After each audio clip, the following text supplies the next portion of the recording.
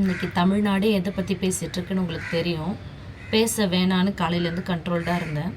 But இருந்தாலும் எனக்கு சொல்லணும்னு நிறைய தோணுது. இன்னும் நிறைய பேர் வீடியோ போடும்போது தான் உங்களுக்கு பத்தலையா, இன்னுமா நீங்கள் திருந்தலை அப்படிங்கிற மாதிரி எனக்கு கோவம் வருது. ஸோ இந்த வீடியோ பார்க்குறவங்களுக்கு சிலருக்கு அது ஹர்ட்டிங்காக இருக்கலாம். பட் ஒரு சாமானிய மக்களாக அவங்க சைட்லேருந்து ஏதோ நான் பேசணும்னு நினைக்கிறேன். நான் எந்த கட்சி சார்பும் எடுக்கலை, நான் எந்த கட்சியோட சப்போர்ட்டரும் கிடையாது, இது அந்த மாதிரியான சேனலும் கிடையாது. ஸோ ஒரு சாமானிய மக்களில் ஒருத்தவங்களாக இருந்து நான் இதை கேட்கணும்னு எனக்கு சில கொஷின்ஸ் இருக்குது, சிலது சொல்லணும் அப்படின்னு இருக்குது. அதுக்காக தான் இந்த வீடியோ. ஏன்னா நான் ரெடியாகவே ஆகலை. அப்படியே ஒரு அன்ஃபில்டர்டு வெர்ஷன் என் மனசில் என்ன இருக்கோ அப்படி தான், தடு மாதிரி நான் என்ன சொல்கிறேனோ அதுதான். தெளிவாக சொல்லியிருக்காங்க, குழந்தைங்களும் பெண்களும் வர வேண்டான்னு சொல்லியிருக்காங்க. ஆனால் போயிருக்கோம். இதுதான் அவர் நடத்துகிற ஃபஸ்ட்டு மீட்டிங், அதனால தான் இது நடந்துடுச்சு அப்படின்னு சொன்னால் சரி, ஓகே. அறியாமையினால் இந்த மாதிரி விபத்து நடந்திருக்குன்னு சொல்லலாம். ஆல்ரெடி அவர் 2-3 கூட்டம் நடத்தியிருக்கிறாரு. அந்த 2-3 கூட்டம் பீப்புள்ஸ் எவ்வளோ பேர் வராங்க அப்படிங்கிறத அவ்வளோ லைவ் சேனலை திறந்தா, யூடியூப் திறந்தா அதே தான், டிவி திறந்தா அதே தான், லைவ்னு போட்டுக்கிட்டே இருக்காங்க, பார்க்குறோம். அவ்வளோ கூட்டமாக இருக்குது எல்லா இடத்துலையும். ஸோ நம்ம ஊருக்கு வராங்கன்னா இங்கேயும் அப்படி தான் இருக்க போகுது. தெரிஞ்சே ஒரு ஸ்கூல் சேர்க்கும் போதே நம்ம குழந்தைங்க பாதுகாப்பாக இருக்குமா அப்படி பார்த்து சேர்க்குற நம்ம அவ்வளோ இடத்துல நம்ம குழந்தைக்கு கண்டிப்பாக கம்ஃபர்டபுளாக இருக்காதுன்னு தெரிஞ்சே அந்த குழந்தைய அந்த இடத்துக்கு இட்டுட்டு போயிருக்கீங்க. ஸோ இது ஒரு திட்டமிட்ட கொலை. அரசாங்கமோ அந்த டிவிக்கு தலைவரோ அவங்களாம் இல்லை, பேரண்ட்ஸ் தான். நம்ம குழந்தைக்கு அந்த இடத்துல கம்ஃபர்டபுளாக இருக்காதுன்னு தெரிஞ்சு அந்த இடத்துக்கு கூட்டிகிட்டு போயிருக்காங்க. ஒரு 2 வயசு 3 வயசு 4 வயசு குழந்தைக்கு என்னங்க ஃபேவரட் ஹீரோ? என்ன ஃபேவரட் ஹீரோ? அவர் என்னை தொட்டுட்டா போதும், அவரை நான் பார்த்துட்டா போதும். இதெல்லாம் வளர்ந்த நம்மளை மாதிரியான எரும மாடுங்களுக்கு தான் அதெல்லாம். குழந்தைங்களுக்கு என்னங்க தெரியும் இவர் என்னோட ஃபேவரட் ஹீரோ, நான் இன்றைக்கி நேரில் பார்க்குறேன், அதோட எக்ஸைட்மெண்ட் இதெல்லாம் குழந்தைங்களுக்கு தெரியுமா? யாரோ ஒருத்தவங்களோட சந்தோஷத்துக்காக, உங்களோட சந்தோஷத்துக்காக உங்கள் குழந்தைய கொண்டு போய் அங்கே போட்டு கொன்று இருக்கீங்க. லிட்ரலி கொன்று இருக்கீங்க.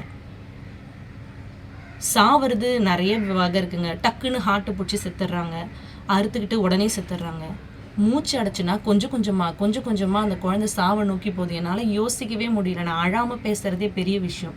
ஏன்னா நான் பேசிக்காக ஒரு எமோஷ்னலான ஆள் தான். நான் ஒரு அம்மா, என்னால் பார்க்கவே முடியல. ஆனால் அவாய்ட் பண்ணவே முடியல. ஃபோனை எடுத்தா டிவியை போட்டால் இதே தான் ஓடுது. என்னால் அவாய்ட் பண்ணவே முடியல. அவாய்ட் பண்ணவும் கூடாதுன்னு நினைக்கிறேன். நான் ஒரு அம்மாவாக சொல்கிறேன், இது தப்புங்க. நம்ம குழந்தைங்களுக்கு பிடிக்காததை நம்ம கொடுப்போமா, சேராததை நம்ம செய்வோமா? அதை தான் நம்ம செஞ்சுருக்கோம். 2வது, இப்போ இவங்க அவர் லேட்டாக கூட்டத்துக்கு வந்தார், வேணும்னே கூட்டத்தை சேர்த்தாரு, அதனால தான் இப்படி நடந்திருக்குன்னு ஆள்ற அரசு அவர் மேலே பழி போடுறாங்க. அவர் என்ன சொல்கிறாரு, நீங்கள் சின்னதாக இடம் கொடுத்துட்டீங்க, எங்களுக்கு வேணும்னே வஞ்சிக்கிறீங்க அப்படின்னு அவர் இடம் சொல்கிறார். அவர் இவங்க மேலே கம்ப்ளைண்ட் பண்ணுறாரு. ஆனால் லாஸ்ன்னு பார்த்தா, ஆக்சுவலான லாஸ்ன்னு பார்த்தா இவங்க 2 பேருக்குமே இல்லை. பலியாடான மக்களுக்கு தான், சாமானிய மக்களுக்கு தான். 15 வயசு 16 வயசு இந்த பசங்கள்லாம் அந்த குடும்பத்தோட அடுத்த தலைமுறை. அவங்க நம்மளோட ஒரு லோவர் மிடில் கிளாஸில் இருக்கவங்க. இந்த குழந்தை படித்து இந்த குடும்பத்தை தலையை தூக்கிட்டு போயிடாதா, அடுத்த இடத்துக்கு போயிடாதான்னு ஒரு நம்பிக்கையோடு இருந்திருப்பாங்க. முடிச்சு விட்டாங்க. எனக்கு புரியவே இல்லை, யாரை தப்பு சொல்கிறதுன்னு எனக்கு தெரியல. மக்கள் நம்ம தாங்க. நமக்கு பஸ்ஸில் கூட்டமாக இருந்தால் கோவம் வந்துடும். லைனில் ஒரு 10 நிமிஷம் க்யூவில் நின்று சாமி கும்பிடணுன்னா கோவம் வந்துடும். நாங்கள் எவ்வளோ நேரம் வெயிட் பண்ணுறோம், நீங்கள் ஏன் அப்படி பண்ணுறீங்க, எல்லாம் சண்டைலாம் போடுவோம். ஆனால் நைட்டு 7 மணிக்கு வர போகிறவருக்கு மத்தியானத்துலேருந்து வெயிலில் நிற்போம், பிரச்சனையே இல்லை. ஆடல் என்ன, பாடல் என்ன, இன்டர்வியூ என்ன தெரியல நமக்கு. இதே விஜய் சார் தான் சொல்லியிருக்கிறாரு, விளையாட்டை நம்ம சீரியஸாக பார்க்குறோம், சீரியஸாக பார்க்க வேண்டிய விஷயத்த விளையாட்டாக கூட பார்க்க மாட்டோம்னு இதே விஜய் சார் சொல்லியிருக்கிறாரு. உயிர் சாதாரணமாங்க சார். நான் கேட்குறேன், ஆளுங்கட்சி வீட்டில் குழந்தைங்க இருக்காங்க, யாரோ ஒரு குழந்தை செத்து போச்சு, மக்கள்லாம் சேர்ந்து நாங்கள் ஏன்னா அவங்களுக்கு தான் 20 லட்ச ரூபா பெருசு, மக்கள் ஆளாளுக்கு கொஞ்சம் காசு போட்டாலே 20 லட்ச ரூபா வந்துடும். 20 லட்ச ரூபா கொடுக்குறோம் அப்படின்னா அழுது விட்டுட்டு ஆதில் தொட்டு தொடச்சி போட்டுட்டு நாளைக்கு வீட்டுக்கு அவங்க வேலையை பார்க்க போயிடுவாங்களா? விஜய் சார் வீட்டில் இதேமாரி ஒரு டெத் ஆகிடுச்சு, ஒரு குழந்தை இறந்துடுச்சு. நாளைக்கு இந்த மாதிரி மக்கள்லாம் சேர்ந்து 20 லட்ச ரூபா கொடுக்குறோம், வருத்தப்படாதீங்கன்னு சொன்னால் அவர் அடுத்த நாள் தொடச்சி போட்டு ஷூட்டிங் கிளம்பி போயிடுவாரா? மனிதனோட இப்போ எனக்கு என்ன தோணுதுன்னா, இவ்வளோ நாளாக ஒருத்தர் செத்துட்டா நிவாரணம் கொடுத்துடணும், செத்துட்டா நிவாரணம் கொடுக்கணும். எங்கள் உயிருக்கு ஃபிக்ஸ் பண்ணுறதுக்கு, எங்கள் உயிருக்கு ப்ரைஸ் ஃபிக்ஸ் பண்ணுறதுக்கு நீங்கள் யார் ஃபஸ்ட்டு? ஒரு செலிப்ரிட்டி கை உடஞ்சிட்டாலே அது ஒரு பெரிய நியூஸு. ஆனால் ஒருத்தன் செத்தே போயிருக்கான் ஒரு செலிப்ரிட்டிக்காகனா அது நியூஸே கிடையாது, கடந்து போயிடுவோம். ஏன்னா அடுத்து பிக் பாஸ் வருது, இதெல்லாம் தொடச்சி போட்டு அடுத்து பிக் பாஸில் யார் சரி யார் தவறு, இவங்க வந்து பிஆர் வச்சுருக்காங்க, அவங்க வந்து அந்த மோசடி பண்ணுறாங்க, அதுதானே நடக்குது. இப்போ யாருமே யோசிக்கவே மாட்டீங்களே. எனக்கு வருத்தமாக இருக்குது, கஷ்டமாக இருக்குது. எல்லாத்துலேயும் உடனே ஓகேன்னு போயிடாதீங்க. எனக்கு நானும் தாங்க, நான் சாதாரணமான மனுஷன், நானும் சினிமா பார்ப்பேன், எனக்கும் கூட ஒரு நட்சத்திரத்தை பிடிக்கும். ஆனால் எனக்கும் ஒருத்தரை பிடிக்கும், என்ன தெரிஞ்சவங்களுக்கு நான் யாரோட ஃபேன் அப்படிங்கிறது தெரியும். ஆனால் இனிமேல் நான் அப்படிலாம் யாரோட ஃபேனாகவும் இருக்க போகிறதில்ல. இந்த சம்பவத்துக்கு பிறகு சினிமாக்கே போகக்கூடாதுன்ற மாதிரி எனக்கு தோணுது.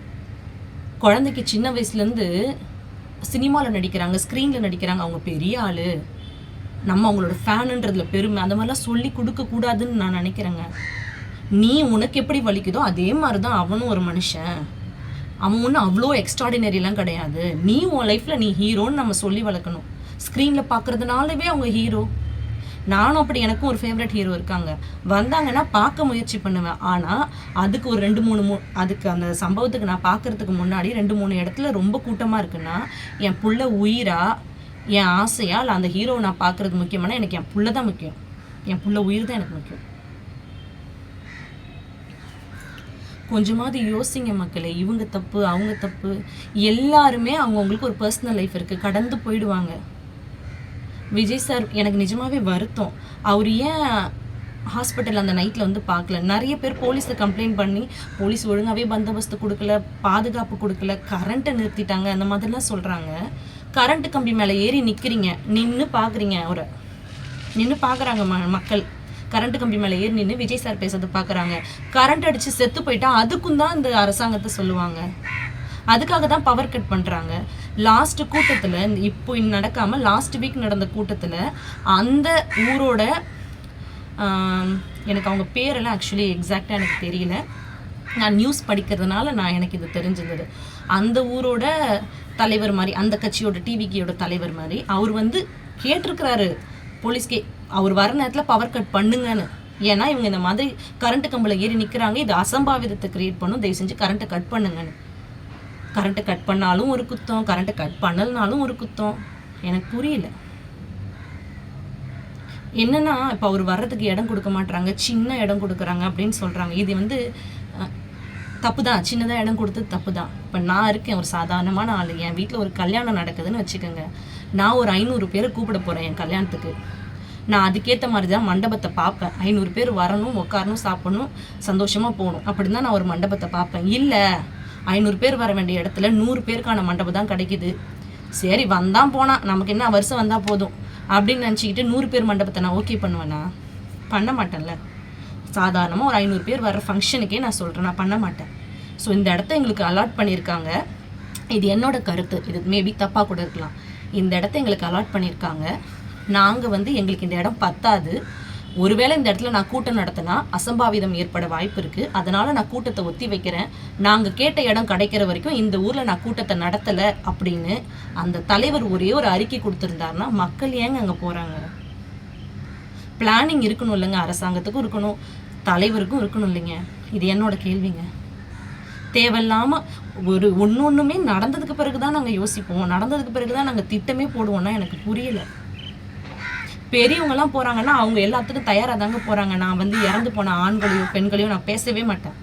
அவங்க தெரிஞ்சு தான் போயிருக்காங்க, ஏன்னா அவங்க முன்னாடி கூட்டத்தெல்லாம் லைவில் பார்த்துருக்காங்க, தெரியும், நியூஸ்லாம் தெரிஞ்சு போயிருக்காங்க. குழந்தைங்களை எதுக்குங்க கூப்பிட்டு போனீங்க? அதுதான் என் தப்பு, அதுதான் நான் கேட்க வரேன். உங்கள் வீட்டு குழந்தைங்கள நீங்கள் தான் கொண்டு இருக்கீங்க, தயவு செஞ்சு யோசிங்க.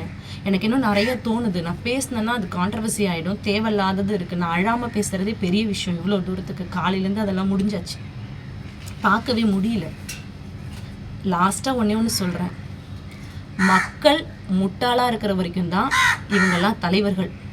நம்ம யோசிக்க ஆரம்பிச்சிட்டோம், இவங்க காட்டுறாங்க இல்லையா அந்த ட்ராமாலாம், நடக்கவே நடக்காது. ஆனால் ரொம்ப டீப்பாக திங்க் பண்ணால் உங்களுக்கு இது புரியும், நம்மளை யோசிக்கவே விட மாட்டாங்க.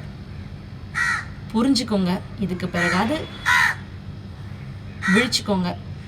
உங்களோட உயிருக்கும் உங்களோட வாழ்க்கைக்கும் நீங்கள் வேல்யூ கொடுங்கங்க. அப்போ தாங்க அடுத்தவங்க வேல்யூ கொடுப்பாங்க.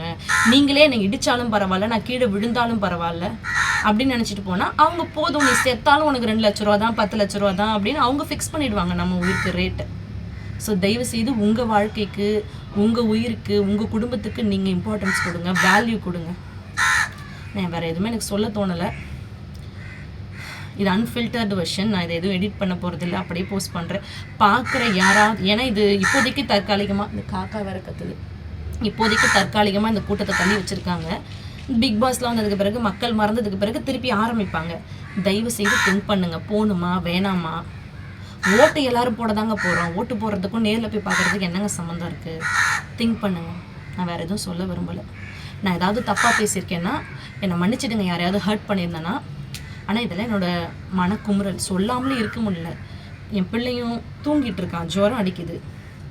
ஆனால் என்னால் பேசாமல் இருக்க முடியல. அவனுக்கு ஜுரம் அடிக்குது, நான் பேசாமல் இருக்க முடியல. இது சொல்லிடணும் அப்படிங்கிறதுக்காக தான் இந்த வீடியோ மேக் பண்ணியிருக்கேன். யாராவது ஒருத்தர் 2 பேர் யோசிப்பீங்க, புரிஞ்சுப்பீங்கன்னு ஒரு நம்பிக்கை தான். ரொம்ப நன்றி.